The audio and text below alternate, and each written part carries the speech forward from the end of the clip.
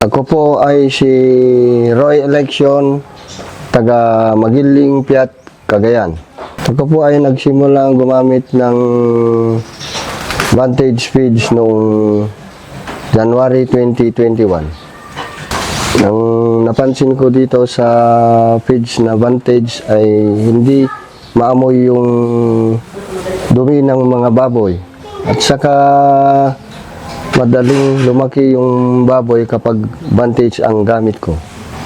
Yung 3 months na fattening ko ay aabot ng 65 to 70 kilos. Yung more than 4 months, 4 and a half, aabot ng 90 to 100 kilos. Ang serbisyo ng technician ko na si Sir Ramil ay maganda. Maasahan mo talaga siya pagdating ng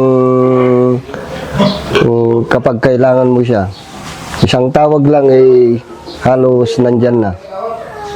Nagbibigay siya ng gamot na vitamins at saka yung pang-deworm, yung antibiotic.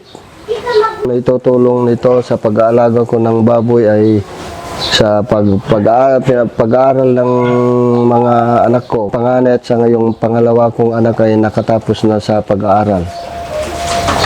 Sa Vantage Hog Feeds, panalo ang negosyo, sa pagkaing sigurado.